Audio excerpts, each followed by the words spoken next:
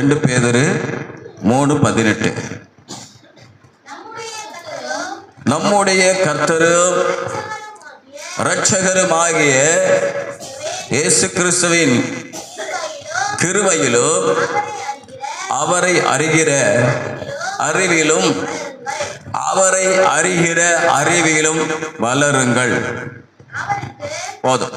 அவரை அறிகிற அறிவிலே வளருங்கள். நாம் தொடர்ச்சியாக ஆண்டவராகிய இயேசு கிறிஸ்துவை அறிகிற அறிவை குறித்து நாம் தேவனுடைய வார்த்தையை கேட்டுக்கொண்டிருக்கிறோம். தேவனை அறிகிற அறிவு. Praise the Lord. தேவனுடைய பிள்ளைகளே, தேவனை அறிகிற அறிவு. ஸ்தோத்திரம். பாருங்க, 1 தீமோத்தேயு 2ஆம் அதிகாரம் 4ஆம் வசனம் சொல்லுகிறது, எல்லாரும் ரட்சிக்கப்படவும் சத்தியத்தை அறிகிற அறிவை அடையவும் அவர் சித்தமுள்ளவராய் இருக்கிறார். ஆமென். சித்தமுள்ளவராய் இருக்கிறார். அப்ப பாருங்க, தேவனை அறிகிற அறிவுக்குள்ளே நாம் வர வேண்டும். 1 யோவான் 3ஆம் அதிகாரம் 20ஆம் வசனம் சொல்லுகிறது, நம்முடைய இருதயமே நம்மை குற்றவாளிகளால் தீர்க்குமானால் தேவன் நம்முடைய இருதயத்திலும் பெரியவராய் இருந்து சகலத்தை அறிந்திருக்கிறார். நம்முடைய இருதயத்திலும் பெரியவராய் இருந்து. பெரிய தேவன் நம்முடைய ஆண்டவர் யார்? பெரிய தேவன்.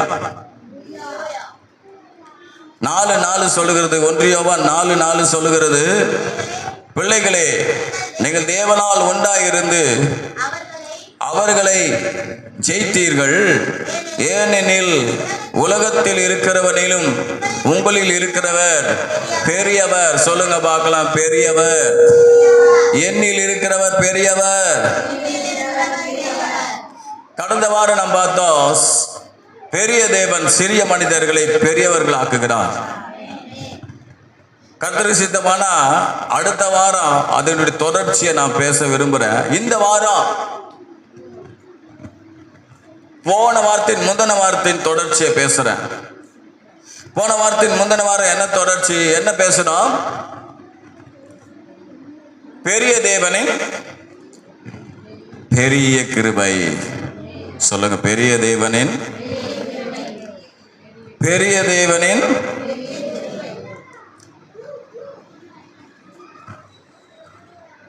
பெரிய இரக்கம்.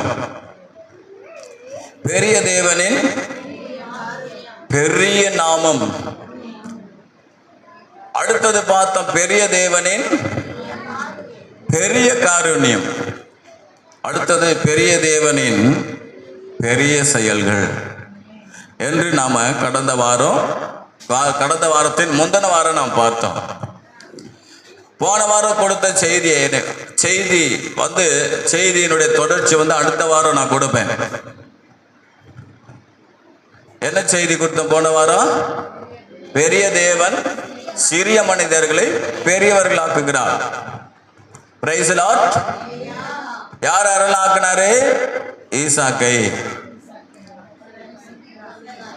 மொர்தெகாயை, மோசேயை, இவர்கள் எல்லாம் பெரியவர்கள் ஆக்கினார். இந்த வாரம் என்னன்னா, தேவனை அறிகிற அறிவு. நம் தேவன் பெரியவர். உலகத்தில் இருக்கிறவனிலும் உங்களுக்குள் இருக்கிறவர் பெரியவர். அந்த இருதயத்தை காட்டிலும் பெரியவராய் இருக்கிறார். அவர் தன்னிலும் பெரியவர் ஒருவரும் இல்லை என்று 6:13 எபிரேயர் 6:13 சொல்லுகிறது. அவரை காட்டிலும் பெரிய ஆள் யாருமே, எல்லா தேவர்களிலும் பெரியவர். அப்போ இந்த நாள்ல நாம் கேட்க போற வார்த்தை என்னவென்று சொன்னால், பெரிய தேவனின் பெரிய தயவு. பெரிய தேவனின் பெரிய வல்லமை. பெரிய தேவனின் பெரிய ரட்சிப்பு. பெரிய தேவனின் பெரிய வார்த்தை. பெரிய தேவனின் பெரிய ஆராதனை. அல்லேலூயா. இதுதான் இன்றைக்கு நாம் பார்க்க போறோம்.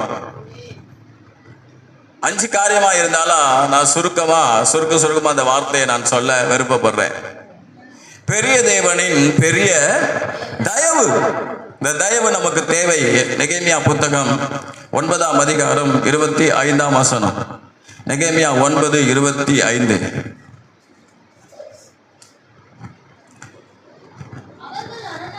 அவர்கள் அரணான பட்டணங்களையும் கொழுமையான பூமியையும் கட்டிக்கொண்டு சகல வித உடைமைகள் நிறைந்த வீடுகளையும் வெட்டப்பட்ட துறவுகளையும்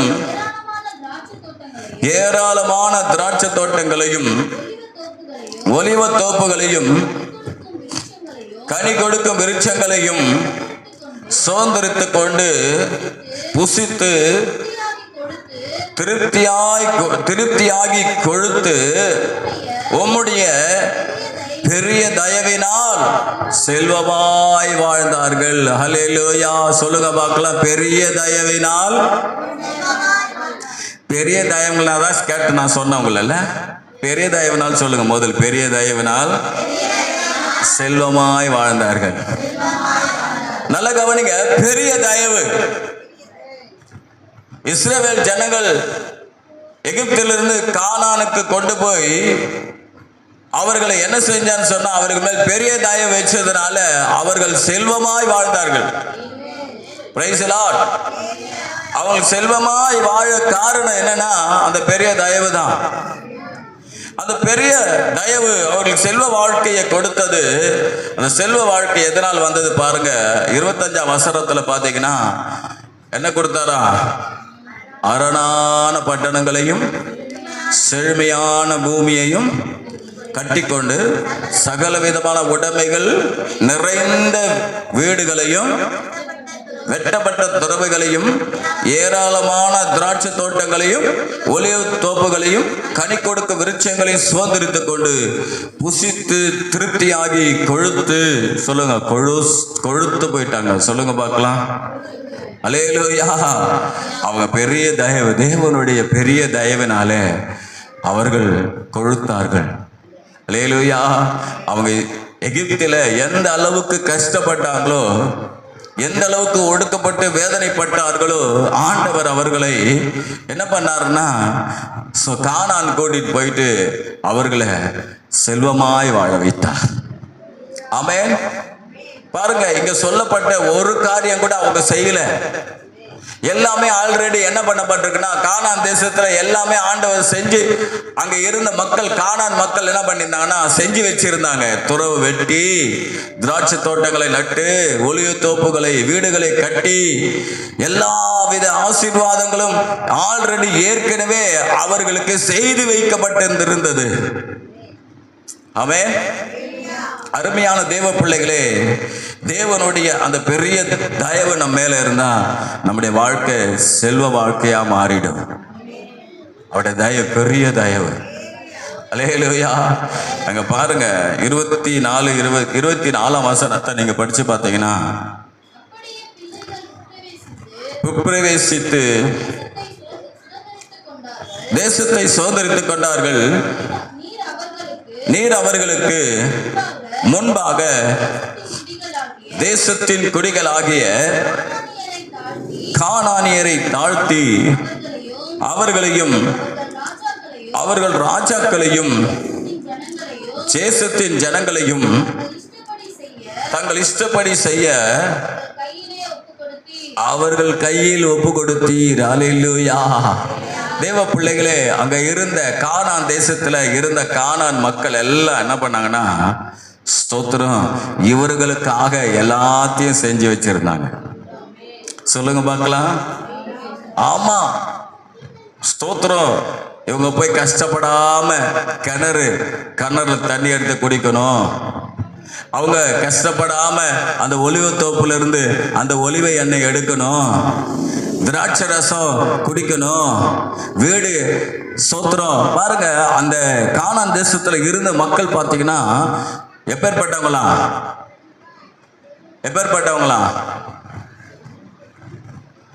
பயங்கரமான ஐட்டான ஆளுங்க.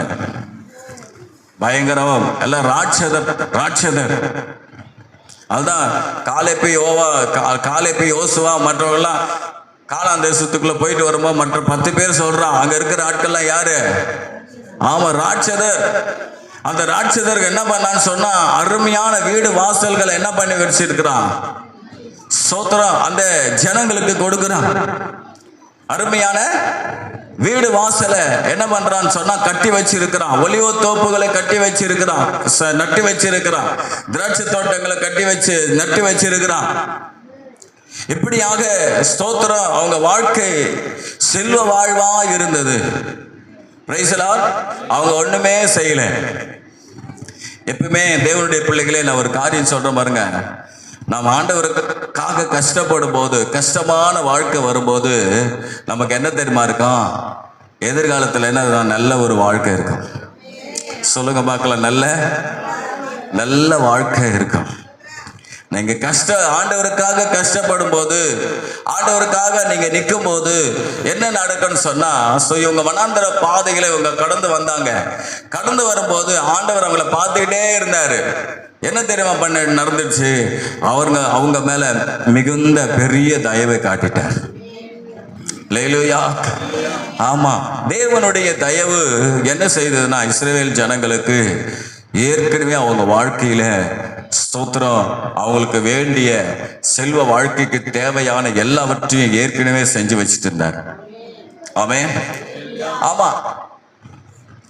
ஆனால் தேவ பிள்ளைகளை நான் என்ன சொல்றேன்னா, நீங்க அதே நெகேமியா 9:26 படிச்சு பார்த்தீங்கன்னா, ஆனாலும் அவர்கள் கீழ்ப்படியாதவர்களாகி உமக்கு விரோதமாக கலகம் பண்ணி உம்முடைய நியாயப்பிரமாணத்தை தங்களுக்கு புறம்பாக்கி எறிந்துவிட்டு தங்களை உம்மிடத்தில் திரும்பும்படி அவர்களை திரட்சாட்சியாய் கடிந்து கொண்ட உம்முடைய தீர்க்கதரிசிகளை கொன்று போட்டு கோபம் மூட்டுகிற பெரிய அக்கிரமம் செஞ்சாங்க. பெரிய தயவு காட்டினாங்க. ஆனா இவங்க என்னதான் செஞ்சாங்க? சொல்லுங்க. அந்த பெரிய தயவு காட்டினா அந்த பெரிய தயவிலே போயிடணும். இங்க பாருங்க, தூங்காத. என்னது? பெரிய தயவிலே போயிடணும். அவர் பெரிய தயவு காட்டான்னு சொல்லி பெரிய அக்கிரமத்தை அவங்க என்ன பண்ண ஆரம்பிச்சான்? செய்ய ஆரம்பிச்சான். அப்படி இருக்கக்கூடாது வாழ்க்கை. ஏன்னா ஸ்தோத்திரம், இவங்க பெரிய தயவை காட்டின உடனே செல்வ வாழ்க்கை எல்லாமே ஸ்தோத்திரம், ஒரு காரியம் கூட இவங்க என்ன பண்ணலன்னு சொன்னா அங்க போய் செய்யல. எல்லாமே இவங்களுக்கு அருமையா இருந்தது, செல்வ வாழ்க்கையா இருந்தது. எது எடுத்தாலும் ஆசீர்வாதம் தான்.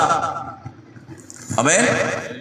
எல்லாமே தேவன் அவர்களுக்கு செல்வ வாழ்க்கையா கொடுத்தார். ஒரு பெரிய ஒரு மாற்றத்தை அவங்க வாழ்க்கையில கொடுத்தார். எவ்வளோ கஷ்டத்தை அனுபவிச்சாங்களோ, எவ்வளோ வேதனை அனுபவிச்சார்களோ, அவ்வளவும் தேவன் என்ன பண்ணார்? அவர்களுக்கு பெரிய தயவை காட்டி செல்வ வாழ்க்கையை கொடுத்தார். அல்லேலூயா. ஆகினால் தேவ பிள்ளைகளே, நம்ம செய்ய வேண்டியது என்ன தெரியுங்களா? ஸ்தோத்திரம், தயவு. சொல்லுங்க, ஒரு பெரிய தயவுக்காக ஆண்டவரே ஸ்தோத்திரம். உபாகமம் புத்தகம், அதே உபாகமம் புத்தகம் 7:9 சொல்லுது,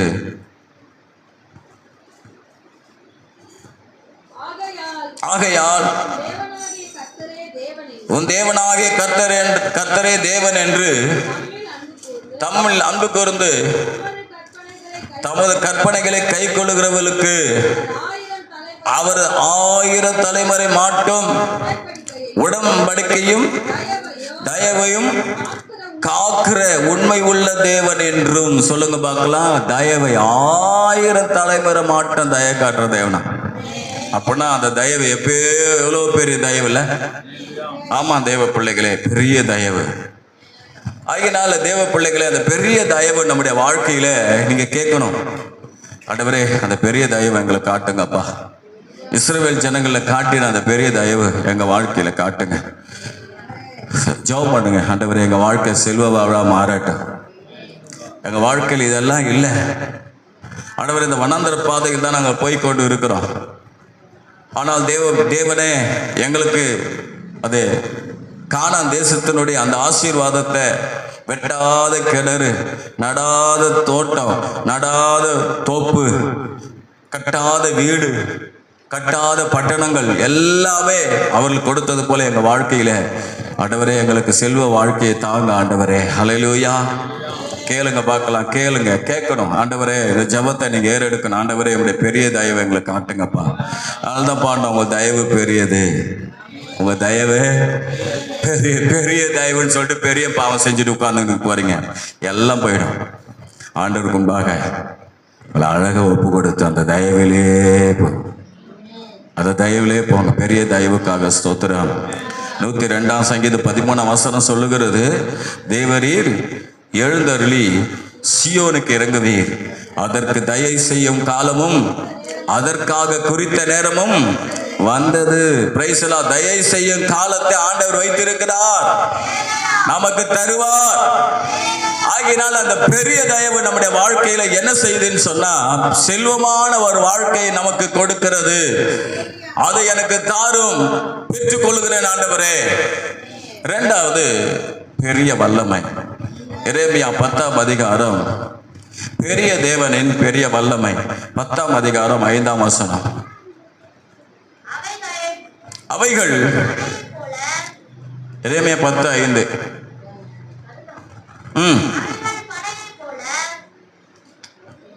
மனையை போல 6 படிங்க 6 படிங்க. அவைகள் பேச மாட்டாதவைகள்,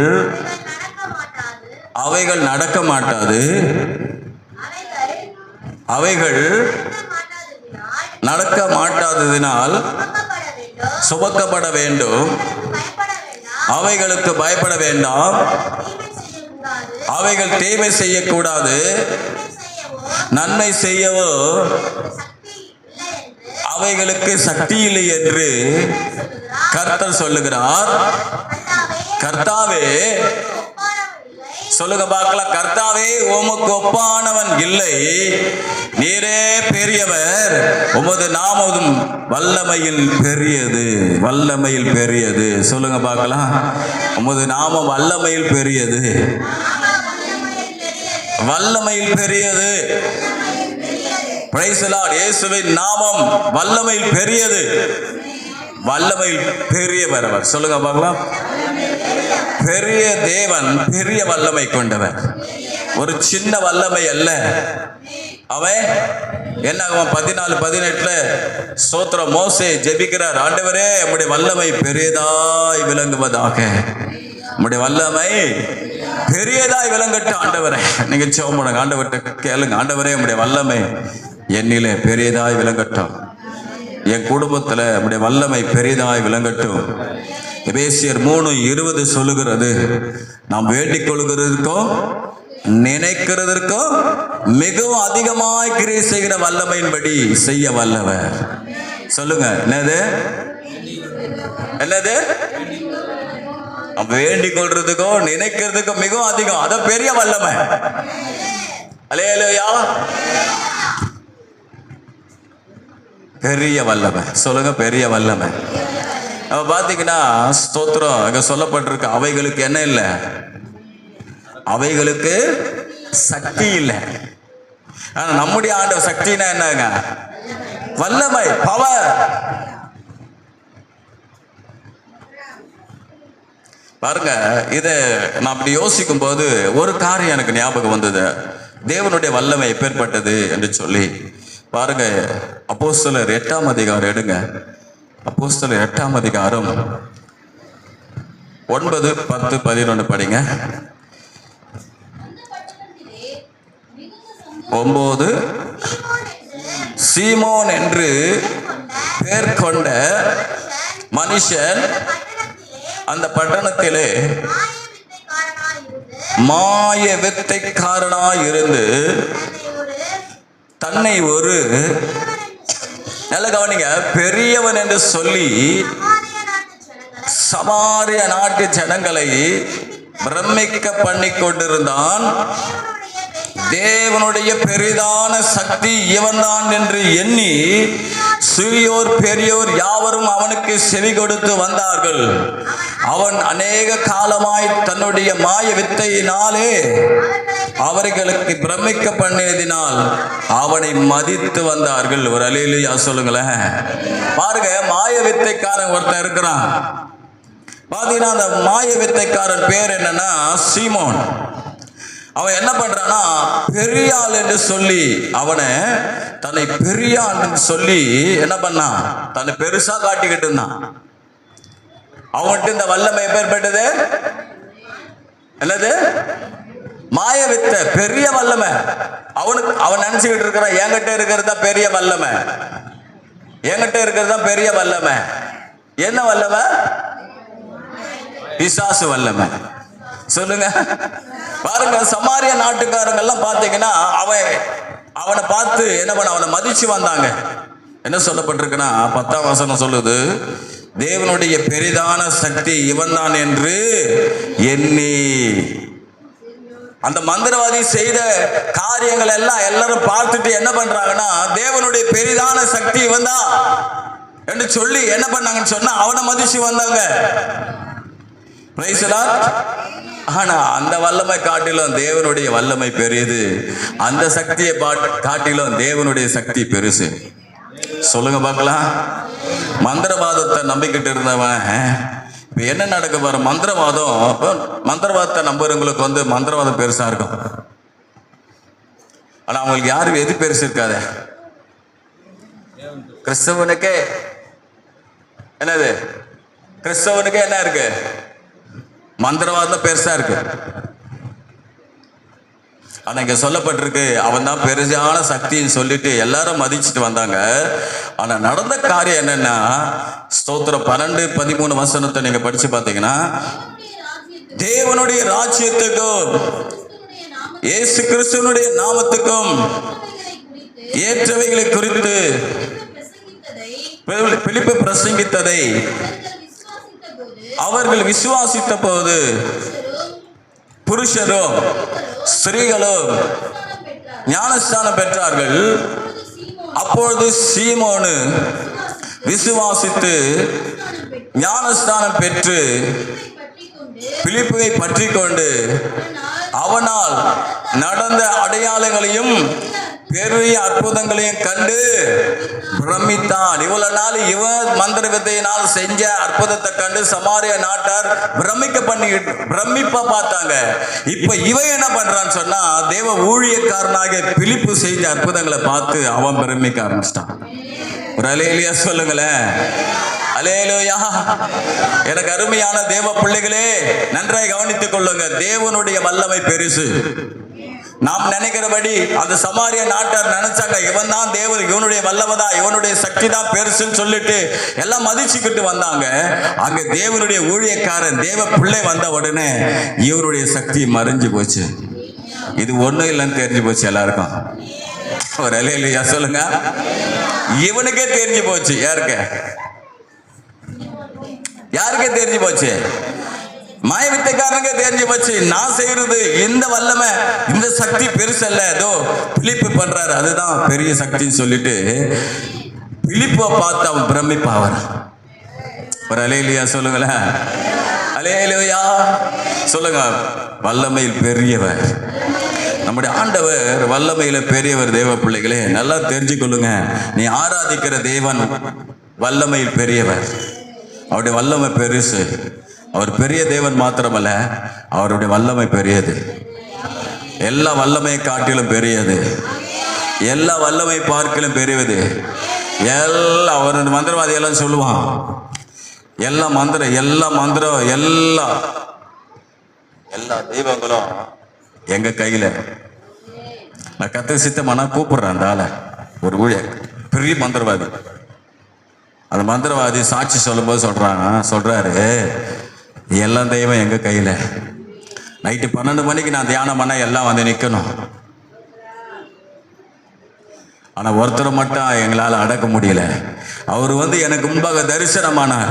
என்னுடைய மந்திர சக்தி எல்லாம் போயிடுச்சு. எனக்கு முன்பாக நின்று கொண்ட எல்லா தெய்வங்களும் என்னை விட்டு கடந்து போயிடுச்சு. நான் அப்படியே உள்ள கிணத்துக்குள்ள போயிட்டேன் அப்படின்னு சொல்லி அந்த மனுஷன் சொல்றாரு. ஒரு பெரிய மந்திரவாதி. ஹல்லேலூயா. கூப்பிடலாம். நீங்க இப்படி பின்னி பிச்சு பிச்சு கொடுத்து வந்தீங்கன்னா உடனே நடக்காது. நீங்க நல்லா கொடுத்தீங்கன்னா தான் பேர்பட்ட ஆள்ல கூட முடியும். ஹல்லேலூயா சொல்லுங்க. அப்படியே ஆட்டி மாட்டி கேட்டுட்டு போயிடும். அதெல்லாம் கேட்டால் நமக்குள்ள விசுவாசம் வரணும். அப்போ அந்த மனுஷனுக்கு பார்த்தீங்கன்னா இங்க சிமியோனுக்கு என்ன பண்ணுச்சு? சீமோனுக்கு தெரிஞ்சு போச்சு. ஓஹோ, இதெல்லாம் பெரிய வல்லமை இல்லை. சொல்லுங்க பார்க்கலாம். இதெல்லாம் பெரிய வல்லமை இல்லை. சொல்லுங்க. 8ஆம் அதிகாரம் 6, 7, 8 வசனத்தை படிச்சு பார்த்தீங்கன்னா, பிலிப்பு செய்த அதிசயங்களையும் ஜனங்கள் கேள்விப்பட்டு கண்டு அவனால் சொல்லப்பட்டவைகளை ஒருமனப்பட்டு கவனித்தார்கள்.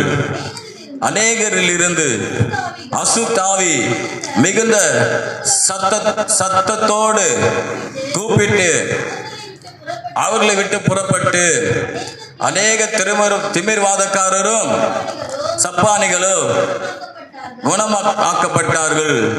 அந்த பட்டணத்திலே மிகுந்த சந்தோஷம் உண்டாயிற்று. சொல்லுங்க பார்க்கலாம். அந்த பட்டணத்திலே மிகுந்த சந்தோஷம் உண்டாயிடுச்சு.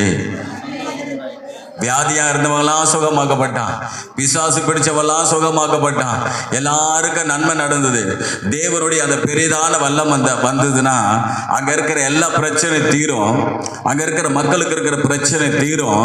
அப்படி தீரும் போது அந்த பட்டணத்துல மிகுந்த சந்தோஷம் உண்டாகும்.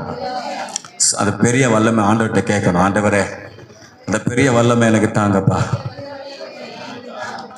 வாயத்திலிருந்து வல்லமையா கேட்குறீங்க பாரு. வல்லமையா கேளுங்க. வல்லமையா, இந்த பெரிய வல்லமை எனக்கு தாங்கப்பா ஆண்டவரே. நான் எதோ பார்த்து பயந்து கொண்டு இருக்கிறேன். எதையோ பார்த்து பயந்துகிட்டு இருக்கிறேன் ஆண்டவரே. அது இது அப்படியே அந்த ஆளை இந்த ஆளை பார்த்தாலும் பயப்படுறேன். ஆனால் தகப்பனே, உங்களுடைய பெரிய வல்லமை எங்களுக்கு காட்டுங்க ஆண்டவரே. ஒரு 2 ஆள் பார்த்தீங்கன்னா, ஒருத்தன் வந்தான். அப்படியே என்னை பார்த்தா முறைக்கிற மாதிரியே இருந்தான். இன்னொருத்தன் பார்த்தீங்கன்னா அவனும் முறைக்கிறான். பார்த்தீங்கன்னா அவனுக்கு பார்த்தீங்கன்னா எங்கேயும் போய் மந்திரவாதி கூட சேர்ந்து மந்திரம் படிச்சுட்டு வந்தானே. அப்ப நான் யோசித்தேன், நீ தேவனுக்கு முன்பாக ஏமாத்துறேன்டா. தேவனுக்கு முன்பாக நீ ஏமாத்துறோம். நல்லா தெரிஞ்சுக்கொள்ளுங்க.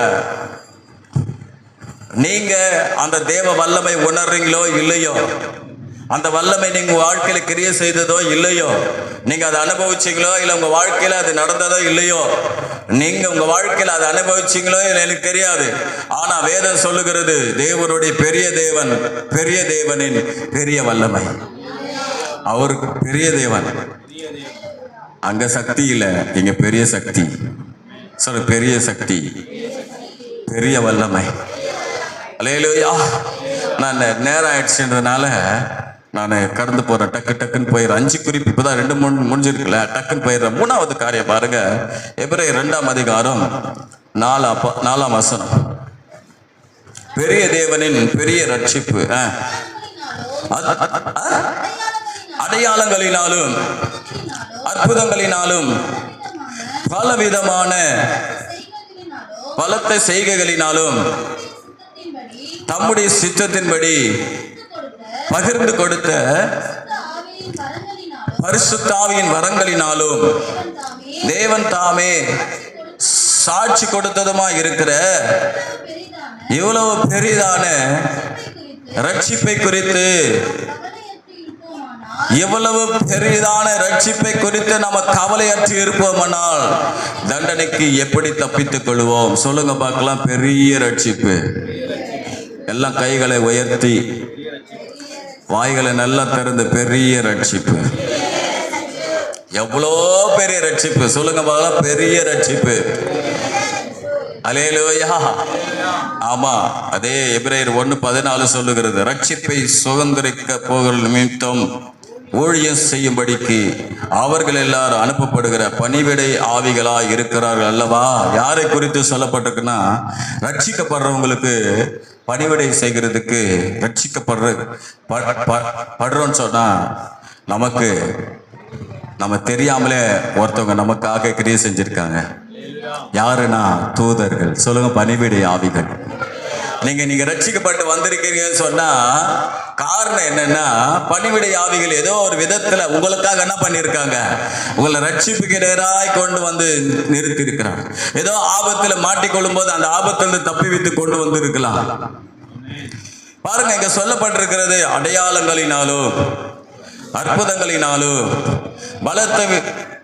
பலவிதமான பலத்தை செய்கைகளினாலும் தம்முடைய சித்தத்தின்படி பகிர்ந்து கொடுத்த பரிசுத்தாவின் வரங்களினாலும் தேவன் தாமே சாட்சி கொடுத்ததுமாய் இருக்கிற எவ்வளவு பெரிய ரட்சிப்பு. சொல்லுங்க பார்க்கலாம், தேவ பிள்ளைகளை சொல்லுங்க, ரட்சிப்பு பெருசு. தேவன் எனக்கு கொடுத்திருக்கிற ரட்சிப்பு பெரியது. 1 பேதுரு 1ஆம் அதிகாரம் 18-19 வசனத்தை நீங்க படிச்சு பார்த்தீங்கன்னா சொல்லப்பட்டிருக்கிறது, நீங்க முன்னே செஞ்சு வந்த முன்னோர்களின் பாரம்பரியத்தின்படி நீங்க வெள்ளியினால பொன்னினால மீட்கப்படாமல் விலையேறப்பட்ட ஆண்டவராகிய இயேசு கிறிஸ்துனுடைய ரத்தத்தினால மீட்கப்பட்டீங்க. இந்த ரட்சிப்பு நமக்கு எப்படி வந்ததுன்னா, இவ்வளவு பெரிய ரட்சிப்புன்னு சொல்லி உட்கார வைங்க பசங்களை, உட்கார. ஹலோ, ஏன் இவ்வளவு பெரிய ரட்சிப்பு? நீ பெரியாள்ன்றதுக்காக, நான் பெரியாள்ன்றதுக்காக? அதனால இந்த பெரிய ரட்சிப்பு இல்ல. பெரிய தேவன், அந்த சராசரங்களை படைத்த ஆண்டவராகிய இயேசு கிறிஸ்து நமக்கு ரட்சிப்பை கொடுக்கும்படிக்கு என்ன பண்ணார்னா, அவருடைய முழு ரத்தத்தையும் சிந்தி நமக்காக. இயேசு கிறிஸ்துவின் ரத்தம் சகல பாவங்களை நீக்கி சுத்திகரிக்கின்ற வார்த்தையின்படி நம்முடைய பாவங்களை நீக்கி சுத்திகரித்து நம்மை மனம் திரும்ப வச்சு அவரை விசுவாசிக்க வைத்து அவருடைய பிள்ளையாய் மாற்றி இருக்கிறார். அதுதான் ரட்சிப்பு. சொல்லுங்க பார்க்கலாம். அவே தேவ பிள்ளைகளே, இந்த ரட்சிப்பு கட்சிப்பு மாதிரி எல்லாருக்கும் கொடுத்துறது கிடையாது ஆண்டவர். நல்லா புரிஞ்சுக்கோ தேவ பிள்ளைகளே, நல்லா தெரிஞ்சுக்கொள்ளுங்க. உங்களுக்கு கொடுத்த அந்த ரட்சிப்பை நீ அசட்டையா எண்ணிக்கிட்டு இருக்கிற, உதாசீனப்படுத்தி கொண்டு இருக்கிற. ஆனா நீங்க என்ன நினைச்சுக்கிட்டு இருக்குன்னா, தற்செயலா உட்கார்ந்துகிட்டு இருக்க நினைச்சுக்கிட்டு இருக்கீங்க. தற்செயலா நீங்க உட்காரல. இல்ல இந்த பாஸ்டர் இந்த சபை இதெல்லாம் கிடையாது. தேவன் உங்களை கொண்டு வந்து வைத்திருக்கிறார். அல்லேலூயா, ஸ்தோத்திரம். பாருங்க, சொல்லப்பட்டிருக்க மத்தேயு 11ஆம் அதிகாரம் 25-26 வசனத்தை படிங்க டக்குன்னு. மத்தேயு 11:25-26. அந்த சமயத்திலே இயேசு சொன்னது, பிதாவே, வானத்துக்கும் பூமிக்கும் ஆண்டவரே, இவைகளை ஞானிகளுக்கும் கல்விமான்களுக்கும் மறைத்து பாலகருக்கு வெளிப்படுத்தினபடியால் உம்மை ஸ்தோத்திரிக்கிறேன். ஆம் பிதாவே, இப்படி செய்வது உம்முடைய திருவலத்துக்கு பிரியமா இருக்கிறது. ஹல்லேலூயா. பாருங்க, பிதா தம்முடைய பிள்ளைகளுக்கு என்ன பண்ணாரா, வெளிப்படுத்தினாரா. யாருக்கெல்லாம் வெளிப்படுத்தலனா, ஞானிகளுக்கும் கல்விமான்களுக்கும் அல்ல. ஹல்லேலூயா. யாரு? பாலகராகிய இவர்களுக்கு வெளிப்படுத்தினீங்க. அப்படின்னா அர்த்தம் என்னன்னா, படிச்ச ஆளு அதெல்லாம் கிடையாது. அவர் யார் பாலகரா அவருடைய பிள்ளையா நினைக்கிறவரோ அவர்களுக்கு தம்முடைய வல்லமை வெளிப்படுத்திடுவார், தம்முடைய ரட்சிப்பை கொடுத்துடுவார். சொல்லுங்க பார்க்கலாம். பெரிய ரட்சிப்புங்க. நீ கட்சிப்ப மாதிரி இப்படி ஒதுட்டு இருக்காத, ஒதுட்டு போயிடாத. ஒரு நாள் ஒரு சொப்பனத்துல நான் நேரம் ஆயிடுச்சு, இன்னும் 2 குறிப்பு இருக்கு, அதை முடிக்க நான் டக்குன்னு முடிச்சிடுறேன். பாருங்க, பாத்தீங்கன்னா ஒரு பையன் ஒரு கிணத்துல எச்சு துப்பிட்டு போறான். அப்ப நான் சொன்னேன், இவன் ரட்சிப்பை அசட்டை பண்ணிட்டு போறான் அப்படின்னு. ஆண்டவர் சொன்னாரு, எருசலேம் நகரத்தை பார்த்து என்ன பண்ண, அழுதார். 2 இடத்துல அழுதார். எங்க அது உங்களுக்கு லாசரு வீட்டுல. அப்புறம் எருசலேம் நகரத்தை பார்த்து என்ன, எருசலேமே எருசலேமே, உனக்கு கிடைத்த இந்த நாளிலாகிலும் உன் சமாதானத்துக்கு ஏற்றவைகளை நீ அறிந்திருந்தாயானால் அது உனக்கு நலமா இருக்கும். இப்பொழுதோ உனக்கு அது என்ன பண்ணப்பட்டிருக்கு? உன் கண்களுக்கு மறைக்கப்பட்டிருக்கு. அங்க பெரிய ஆபத்து அங்க சொல்றாரு. தேவ பிள்ளைகளே, உங்க வாழ்க்கையில நம்முடைய ஆண்டவர் சொல்றாரு, உன்னை அவர் இழுத்து கொண்டாரா. யோவான் 6ஆம் அதிகாரம் 44ஆம் வசனம் சொல்லுகிறது, ஒருவனை பிதா இழுத்து கொள்ளாவிட்டா தானா வரமாட்டான். உங்களை தரன்னு இழுத்து வந்திருக்கிறது யாரு? சொல்லுங்க. உங்களை கொண்டு வந்திருக்கிறது யாரு? ரட்சிக்கப்படு கொண்டு வந்திருக்கிறது யாரு? சொல்லுங்க. யாரு? இயேசு கிறிஸ்துவா இருக்கட்டும், பிதாவே இருந்து கொண்டு வராராம். உங்களை ரட்சிக்கப்படுறதுக்கு யாரு கொண்டு வந்ததா? உங்களை இங்க பிதாவே இழுத்து கொண்டு வந்தாரு. அன்பின் கயிறுகளால் மனுஷரை கட்டி இழுக்கிற அன்பின் கயிறுகளால் அவனை கட்டி அவருடைய அன்பை வெளிப்படுத்தி சபையில கொண்டு வந்து சேர்த்திருக்கிறாரு. இந்த ரட்சிப்பை இழந்து போகாத, அசட்டை அண்ணாத, சாதாரண உதாசீனப்படுத்தாத. பெரிய ரட்சிப்பு இது. பெரிய தேவன் கொடுத்த பெரிய ரட்சிப்பு. அசட்டையா இருக்காதீங்க. ஸ்தோத்திரம். இந்த 2 வசனத்தை சொல்லி நான் அடுத்த குறிப்பு சொல்லி டக்கு டக்குன்னு போலாம். எரேமியா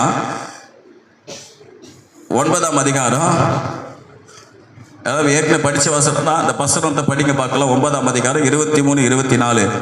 ஞானி தன் ஞானத்தை குறித்து மேன்மை பாராட்ட வேண்டாம், பராக்கிரமன் தன் பராக்கிரமத்தை குறித்து மேன்மை பாராட்ட வேண்டாம், ஐஸ்வர்யவான் தன் ஐஸ்வர்யத்தை குறித்து மேன்மை பாராட்ட வேண்டாம். மேன்மை பாராட்டுகிறவன் பூமியிலே கிருபையையும் நியாயத்தையும் நீதியும் செய்கிற கர்த்தர் நான் என்று என்னை அறிந்து உணர்ந்திருக்கிறதை குறித்தே மேன்மை பாராட்ட கடவன். சொல்லுங்க, எது மேன்மை பாராட்டணும்? சொல்லுங்கம்மா, சொல்லுங்க. ஹல்லேலூயா. உன் ஞானம் செல்லுபடி ஆகாது, அதை ஆண்டவர் மதிக்கல. சொல்லுங்க பார்க்கலாம். அப்புறம் உன் பராக்கிரமம், உன் வல்லமை, உன்னுடைய ஐஸ்வர்யம், மிக முக்கியமானது ஞானம், பராக்கிரமம், ஐஸ்வர்யம். இதை 3 பார்த்தீங்கன்னா இன்னைக்கு மக்கள் அதனால தான் மேன்மை பாராட்டிக்கிட்டு இருக்காங்க. ஆனா ஆண்டவர் சொல்றாரு, அதல்ல, நீ கர்த்தரை உணர்ந்து அறிந்திருக்கிறதை குறித்தே மேன்மை பாராட்டு. அதுதான் ரட்சிப்பு. அப்ப எது பெருசு ஆண்டவருடைய பார்வையில? எது பெருசு? ஞானம் பெருசா? பராக்கிரமம் பெருசா? வாயை திறந்து சொல்லுங்க. ஐஸ்வர்யம் பெருசா? அவரை உணர்ந்து அறிந்திருக்கிறது பெருசா? இதுதாங்க ரட்சிப்பு. தேவ பிள்ளைகளை நாம என்ன நினைச்சுக்கிட்டு இருக்கோன்னா, பணம் வந்துட்டா பெருசு, பெரிய பாலசாலினா பெருசு, ஐஸ்வர்யம் வந்துட்டா பெருசு, பதவி வந்துட்ட இல்ல. அதெல்லாம் ரட்சிப்புக்கு முன்பாக ஒண்ணும் கிடையாது. அதெல்லாம் இருந்தாலும் அதெல்லாம் தேவன் கொடுக்கிறார், கொடுக்கல இல்ல. அப்படி பிள்ளைகளுக்கு நிச்சயமா நிச்சயமா கொடுப்பார்ல, கொடுப்பார், கொடுத்திருக்கிறார், கொடுக்கிறார், கொடுத்திருக்கிறார். ஆனா நான் என்ன சொல்றேன்னா, அதெல்லாம் ஒண்ணும் கிடையாது. ரட்சிப்பு தான் பெருசு. சொல்லுங்க, ரட்சிப்பு தான் பெருசு. லூக்கா 16ஆம் அதிகாரம் 19 - 20 வசனத்தை வீட்டுல படிச்சு கொள்ளுங்க. அங்க சொல்லப்பட்டிருக்கு 2 பேர் இருக்கா. யார் இருக்கா? 2 பேர் இருக்கா. ஐஸ்வர்யவான் இருக்கிறான், லாசரு இருக்கிறான். ஐஸ்வர்யவான் நல்லா படிச்சா, நல்ல சாப்பாடு, நல்ல பராக்கிரமம், எல்லாமே இருக்கு. அவன் யாருன்னா, ஸ்தோத்திரம், ஆபிரகாமின் பிள்ளை தானே. அவன் என்ன பண்றான்னா, ரட்சிப்பு அவனை தேடி வருது. அவன் என்ன பண்றான் தெரியுமா? அந்த ரட்சிப்பை உதாசீனப்படுத்திட்டான். சொல்லுங்க பார்க்கலாம். உதாசீனப்படுத்தின உடனே அப்போ இன்னைக்கு சொல்றாங்க நிறைய பேர், நான் 200 வருஷம் 300 வருஷம் 400 வருஷம் 500 வருஷம் வாழணும், வாழ்ந்துக்கோ, ரொம்ப சந்தோஷம், வாழணும், சந்தோஷம் தான். ஆனா மரணம் என்பது நிச்சயம். சொல்ல உண்டு, நிச்சயம் மரணம், நிச்சய மரணம் உண்டு. அந்த மரிச்சா எங்க போக போற? எனக்கு நிறைய பேர் தவம் இருக்கிறாங்க, ஜீவ சமாதி அடைகிறாங்க. இந்த ஜீவ சமாதி அடைஞ்சா என்ன ஆகுமா? அவங்களுக்குள்ள நம்பிக்கை, அடுத்த பிறவி இருக்காதா? இருக்கிறதுல மேன்மையான பிறவி எதுவா? மனித பிறவியா. இந்த மனித பிறவியோடு கூட என் வாழ்க்கைனா நாயா பேயா கோழியா கொக்கா பிறக்க கூடாது, நான் மனித பிறவியா இருந்தே போயிடணும் அப்படின்னு சொல்லிட்டு என்ன பண்ணா ஜீவசமாதி அடைகிறாங்க அப்படின்னு அவங்க நம்பிக்கை. இன்னைக்கு தேவனுடைய பிள்ளைகளே, நாம மரிச்சு அடுத்த பிறவி அடுத்த கணா நம்ம எங்க போக போறோம்னா பரலோக ராஜ்யத்துக்கு போக போறோம். அதுக்கு தான் இந்த ரட்சிப்பு. ஆனா எதையோ பார்த்துக்கிட்டு அது பின்னாடி ஓடிவிட்டு ஆண்டவர் அசட்டை பண்ணிட்டு கட்சிப்பை போல உதறிட்டு உதாசீனப்படுத்தாதீங்க. இந்த ரட்சிப்பு பெருசு. எவ்வளவு பேருக்கு கல்விமான்களுக்கு ஞானிகளுக்கு பலவிதமான ஆட்களுக்கு கொடுக்காத இந்த ரட்சிப்பு பாவிகளாகிய பேதைகளாகிய அஞ்ஞானிகளாகிய நமக்கு தேவன் கொடுத்திருக்கிறார். அதற்காக ஒரு அல்லேலூயா சொல்லுங்க. இந்த ரட்சிப்பை இழந்து போயிடாத. இப்ப உன் வாழ்க்கையில் அந்த ரட்சிப்பை இழந்த பிறகு உனக்கு சந்தோஷம் வரும், சமாதானம் கூட வரும், நல்லா கூட வாழ்றேன், இப்ப நல்லா தான் இருக்கிறேன், ஏசப்பா ஏற்றுக்கொண்டதுக்கு முன் நல்லா தான் இருந்தேன், ஏற்றுக்கொண்டப்ப நல்லா இல்லை, இப்ப நான் ஆண்டவர்கிட்ட பின்மாற்றம் போயிட்டேன், இப்ப நல்லா இருக்கிறேன், அப்புறமா தான் வங்காரம் வைப்பார் ஆண்டவர். பிறகுதான் உனக்கு இருக்கு. நான் இந்த வசனத்தை தியானிக்கும் போது நான் இப்படி நினைச்சிட்டேன், ஆண்டவரே எனக்கு இந்த ஐஸ்வர்யவனை போல இல்லாவிட்டாலும் இந்த இவனை போலவாத இருந்து அங்க வந்து சேர்ந்துடுறேன். இந்த ரட்சிப்பு எதுக்கு எதுக்கு? கடைசி 2 காரியங்கள் சொல்லி நேரம் இல்லை, இந்த நாள் நேரம் எடுத்துட்டேன், அதனால தான் கொஞ்சம் இதுவாயிடுச்சு. பெரிய தேவனின் பெரிய வார்த்தை சொல்லுங்க. பெரிய வார்த்தை, பெரிய தேவனின் பெரிய வார்த்தை. சத்திய வேதம் பண்ணலையா, பக்தரின் கீதம், சுத்தர்கள் போகும் பாதையின் தீபம், உத்தம மார்க்கம் காட்டும். உபாகம் புத்தகம் 4ஆம் அதிகாரம் 8ஆம் வசனம். இந்த நாளில் நான் உங்களுக்கு விதிக்கிற இந்த நியாயப்பிரமாணம் முழுமைக்கும் ஒத்த எவ்வளவு நீதி உள்ள கட்டளைகளையும் நியாயங்களையும் பெற்ற வேறே பெரிய ஜாதி எது? சொல்லுங்க, வேறே பெரிய ஜாதி எது? ஆமே சொல்லுங்க. நான் இவ்வளவு பெரிய ஜாதி, வேறே பெரிய ஜாதி எது? ஆண்டவர் இந்த இடத்துல பாத்தீங்கன்னா வேறே பெரிய ஜாதி எதுன்னு சொல்லி இஸ்ரவேல் ஜனங்களை சொல்றாரு. எதனால அவர்கள் வேற பெரிய ஜாதி எதுன்னு சொல்றாருன்னா, அவங்க பெரிய ஜாதியா இருக்கிறதுனால சொல்லல, அவங்க பெரிய கூட்டமா இருக்கிறதுனால சொல்லல.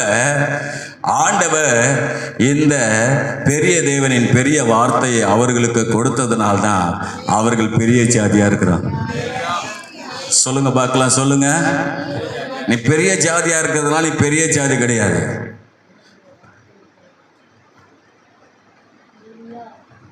கிறிஸ்தவத்தில் வந்துட்டுனா பெரிய ஆள் எப்ப தருவா? நீ பெரிய ஜாதி.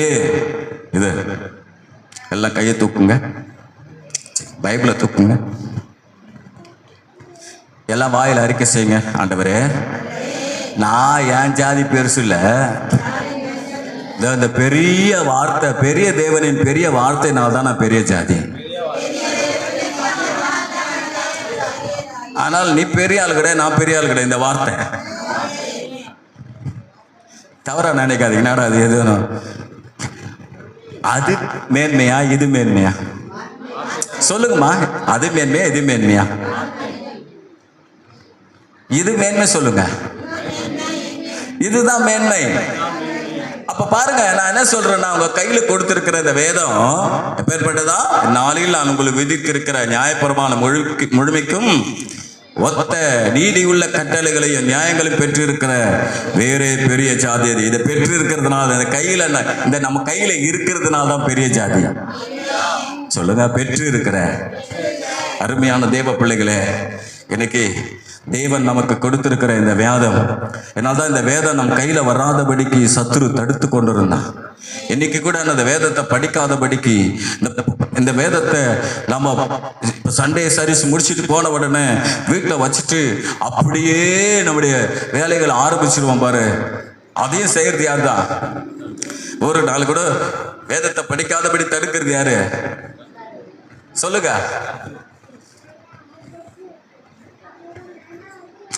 இதுதாங்க, இதுதான் முக்கியம். சொல்லுங்க பாரு, இதுதான் முக்கியம். ஆமா, ஸ்தோத்திரம். இதை குறித்து நான் நிறைய பிரசங்கம் பண்ணியிருக்கிறேன் இல்லையா? ஸ்தோத்திரம். பாருங்க, உபாகம் சரி 42 ஏசாயா 42:21 படிங்க.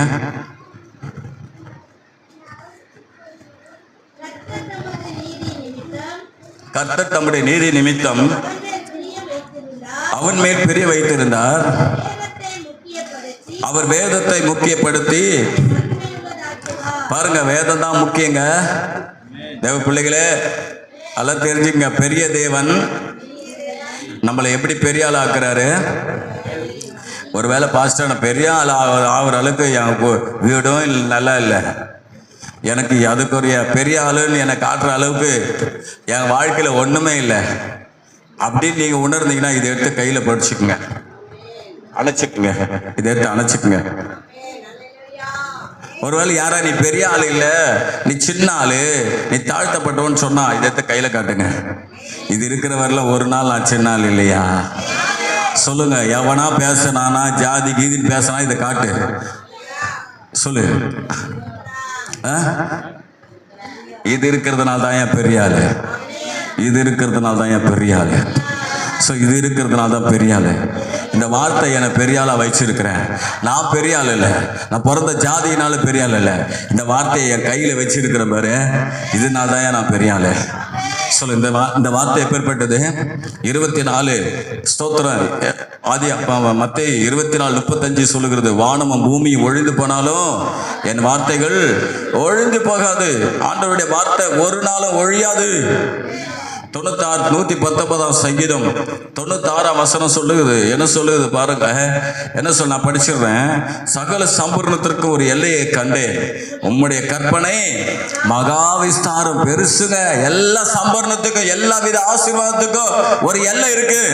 ஆனா தேவனுடைய வார்த்தை ஒரு நாள் என்ன பண்ணாது? எல்லை இல்லாதது.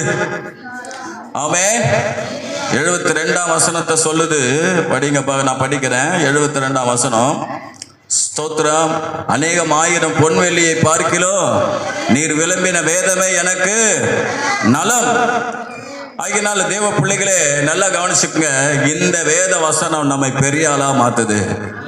பெரிய ஆளா மாத்தல, பெரிய ஆளா மாத்தல, பெரிய ஆளாவே வச்சிருக்கு. அது உலக பார்க்கிறபடிய பெரிய ஆள் இல்ல, ஆண்டவருடைய பார்வையில் நீங்க நானு தான் பெரிய ஆள். சொல்லுங்க. வேதம் சொல்லுது, இந்த பெற்று இருக்கிற பெரிய ஜாதி அது. சொல்லுங்க, இந்த பெரிய ஜாதி அது. ஒரு அல்லேலூயா சொல்லுங்களேன்.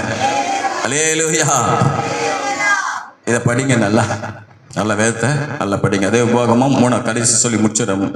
4ஆம் அதிகாரம் 7ஆம் வசனம். நல்லா பாருங்க, இப்ப கவனிங்க, இதுக்கு நல்லா கவனிங்க. ஆராதிக்கவங்களுக்கெல்லாம் இதான் உங்களுக்கு இது. நம்முடைய தேவனாகிய கர்த்தரை நாம் தொழுது கொள்கிற போதெல்லாம் அவர் நமக்கு சமீபமாய் இருக்கிறது போல தேவனை எவ்வளவு சமீபமாய் பெற்றிருக்கிற பெரிய ஜாதி எது? சொல்லுங்க பார்க்கலாம். தேவனை எவ்வளவு சமீபமாய் பெற்றிருக்கிற வேறு பெரிய ஜாதி எது? அல்லேலூயா. எல்லாம் கவனிச்சுங்க, நீங்க பெரிய ஆள் இல்ல, பெரிய தேவனின் பெரிய ஆராதனைக்கு வரங்க வரல, அதனால தான் நீ பெரிய ஆள், பெரிய ஜாதி.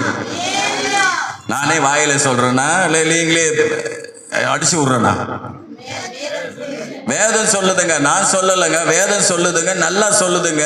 தேவனை எவ்வளவு நம்முடைய தேவனாகிய கர்த்தரை நாம் தொழுது கொள்கிற போதெல்லாம், அதனால தான் சொல்றேன் பெரிய ஆராதனை, பெரிய தேவனின் பெரிய ஆராதனை. சொல்லுங்க பார்க்கலாம், பெரிய தேவனின் பெரிய ஆராதனை. நீ ஆராதனைக்கு வரலன்னா நீ சின்ன ஆளு, தேவனை தேடாதாலு சின்ன ஆளு, தேவனை தேடாதாலு சொல்லுங்கம்மா சின்ன ஆளு. நீ குறைஞ்சு போயிடுவேன். ஆனா தேவனை தேட போற பரப்பற உன்னை மதிச்சு அவர் வர இருப்பாருன்னா ஆச்சுங்க. ஏங்க அங்கே பாக்குறீங்க சிஸ்டர், நான் எவ்வளவு அருமையா பிரசங்கம் பண்ணுகிறேன். அல்லேலூயா. விட்டுருங்க, பரவாயில்ல. இங்க பாருங்க, உன்னை மதிச்சு வர்றாருல பெரிய தேவன், இந்த ஆராதனைக்கு வர்றாரு இல்லையா? எதுக்கு வர்றாரு? நீ வர்றதுனால நீ பெரிய ஆராதனையா, பெரிய ஜாதியா? நான் வர்றதுனால பாஸ்டர் வந்து ஜிப்பா போட்டு வந்து நடத்துறாருப்பா, பெரிய ஆளுப்பா, இதனாலயா? நல்லா பாட்டு பாடுறதுனாலயா?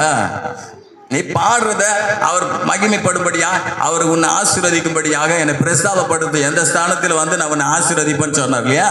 அது ஆசீர்வாதத்தை கொடுக்கறதுக்கு அவர் வராருங்க. ஆனா நான் என்ன சொல்றேன்னா, அவர் பெரியவர் வரும்போது நீ சின்ன ஆளு வீட்டுல உட்காந்து கும்மி அடிச்சுன்னு கூடாது. இங்க நல்ல தேவனை ஆராதிக்கணும். வேலைக்கு போய்கிட்டு இருக்க கூடாது, வீணா அலுவல் போக கூடாது. நீ சின்ன ஆளு, நான் சின்ன ஆளு. தேவனை நல்லா ஆராதிக்கிற ஆளா தான் நீ தான் பெரிய ஆளு. அந்த ஆராதனை தான் ஆண்டவர் பெருசா பெரிய ஆளாக்க பாக்குறாரு. ஒருவேளை நீங்க நினைக்கலாம், நான் ஆராதனைக்கு வந்து வந்து பெரிய ஆளாவே ஆகல. நிச்சயமும் ஆக்குவார். என்ன ஆக்குவார்? சாப்பாடு ஆக்குவாரா? பெரிய ஆள் ஆக்குவார். அதனால ஆராதனை விட்டுட்டு அசட்டை பண்ணிட்டு போகாத, லேட்டா வராதீங்க. அசட்டை தேவன் பெரியவர் இங்க வராரு. சொல்லுங்க பார்க்கலாம்.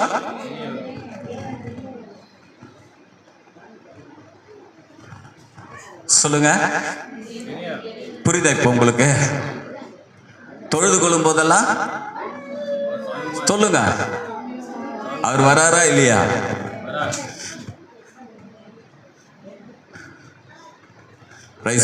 தொழுது கொள்ளுங்க, நல்லா தொழுது கொள்ளுங்க, நல்லா தேவனை நல்லா மகிமைப்படுத்துங்க. எல்லாம் ஆண்டவர் பார்க்கறாரு உணர்வோடு வாங்க. ஆண்டவர் பார்க்கறாருன்னு எண்ணத்தோடு வாங்க. பெரியவர் வந்திருக்காருன்னு பாருங்க. ஏசப்பா பெரியவர் வந்துடுறாரு ஆராதனைக்கு. நான் தொழுது கொள்ளும் போதெல்லாம் அவர் வந்துடுறாரு. அவர் வர்றாரு. சொல்லுங்க, நான் ஆராதிக்கிற தேவன் என்னை தப்புவிக்க வல்லவராக இருக்கிறார். சொல்லுங்க பால. தானியேல் 3ஆம் அதிகாரம் நான் சொல்லி முடிக்க போறேன். அல்லேலூயா. 3ஆம் அதிகாரம் 17-25 வசனத்தை படிச்சு பாருங்க. சோத்ரா சாத்ராக் மேஷாக் ஆபேத்நேகோ சொல்றாங்க, நான் ஆராதிக்கிற தேவன் என்னை என்ன பண்ணுவாரு? தப்புவிக்க வல்லவரா இருக்கிறார். நீ ஆராதிக்கும் போது உன்னை தப்புவிக்க அவர் இறங்கி வந்துடுவாரு. உபாகமம் 26:12 சொல்லுகிறது, தேவனாகிய கர்த்தர் உன் நடுவில் உலாவி உன் தேவனாய் இருக்கிறார். நீங்கள் அவருடைய பிள்ளைகளா இருக்கிறீங்க. அவர் நம்ம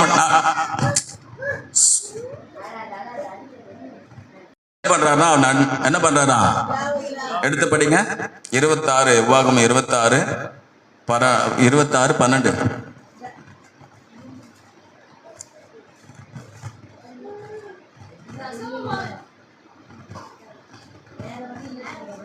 26-26-12.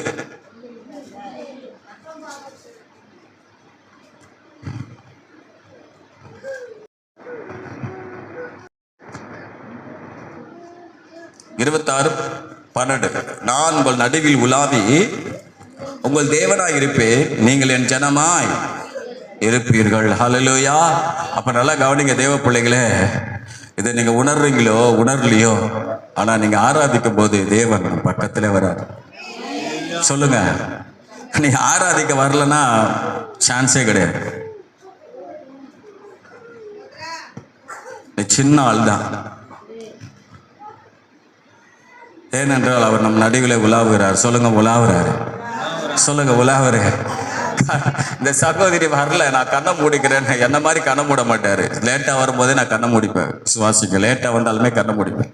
அப்படின்னா அர்த்தம் என்ன? நான் உன்னை பார்க்க விரும்பலன்னு அர்த்தம். அது போல நேரம் அவர் கண்ணை முடிக்க மாட்டார். பாப்பா செக் பண்ணுவார். ஓபேத் வந்துட்டானா?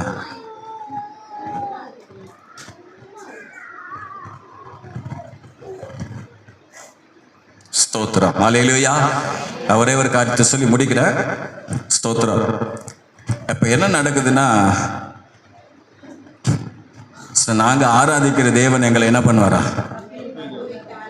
அவங்க ஆராதிக்கிறவங்களா இருந்தாங்க. சாத்ராக் மேஷாக் ஆபேத்நேகோ அக்கினி சூளையில் போட்ட உடனே துதிகளின் மத்தியில் வாசம் பண்றவங்க, ஆராதிக்கிறவங்க கூட இருக்கிற ஆண்டவர் அந்த இடத்துல அக்கினி நடுவில் அவர் உலாவினார். சொல்லுங்க பார்க்கலாம். சொல்லுங்க, நம்முடைய தேவனாய் கர்த்தரை நாம் தொழுது கொள்கிற போதெல்லாம் இவ்வளவு சமீபமாய் பெற்றிருக்கிற வேற பெரிய ஜாதி எது? பெரிய ஜாதி எது? ஹல்லேலூயா. அவர் நடுவில் வராரு. ஹல்லேலூயா. வேதத்தை படிச்சுங்கன்னா நீ பெரிய ஜாதி, பெரிய ஆளு. ஜாதி விட்டுடலாம், பெரிய ஆளு. ஆராதனை நீ சரியா பண்ணினா பெரிய ஆளு. நீ வேதத்தை படிக்கிறதுனால பெரிய ஆள், பெரிய வேதம் உன் கையில் இருக்கிறதுனால நீ பெரிய ஆள். நீ நல்லா ஆராதிக்கிறதுனால பெரிய ஆள் இல்ல, பெரிய தேவனை ஆராதிக்கிறது ஆண்டவர் உன்னை ஆராதனை வர்றதுனால நீ பெரிய ஆள். பெரிய ரட்சிப்பை தேவன் கொடுத்ததுனால நீ பெரிய ஆள். இவ்வளவு பெரிய ரட்சிப்பு கொடுக்கிற தேவன். அல்லேலூயா. வேர்க்கலை உண்ட கிடையாது தூக்கி கொடுக்கறதுக்கு. எத்தனை கோடி கொடுத்தாலும் இதை வாங்க முடியாது ரட்சிப்பை. அது கட்சிப்பு போல உதறிடாத. அப்புறம் என்ன சொன்ன? பெரிய வல்லமை. சொல்லுங்க. எப்பேற்பட்ட மந்திரவாதி இவருக்கு முன்னாடி நிற்க முடியாது. அது மறிச்சு ரத்தத்தை ஸ்தோத்திரம். சரி, அதில் விட்டுலாம். அதனால மூணாவது அப்புறம் முன்னாடி பார்த்தோம். என்ன பார்த்தோம்?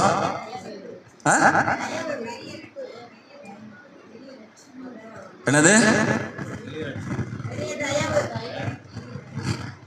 சொல்லுங்க. பெரிய தயவு, செல்வ வாழ்க்கை. விசுவாசித்து அதை பெற்றுக்கொள்வோம். சொல்லுங்க. ஆண்டவரே,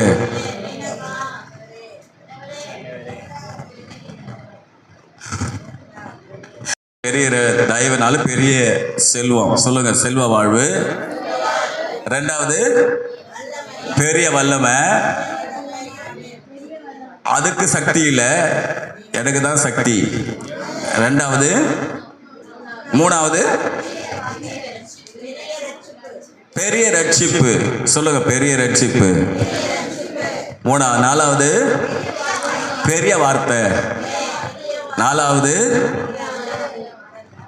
பெரிய ஆராதனை. பெரிய ஆராதனைக்கு வந்திருக்கிறோம். சொல்லுங்க. பெரிய கூட்டம், பெரிய ஆராதனை இல்ல, பெரிய தேவன் வர்றதுனால அந்த ஆராதனை பெரிய ஆராதனை. புரியுதா உங்களுக்கு? ஆஃபர்ட்டியா?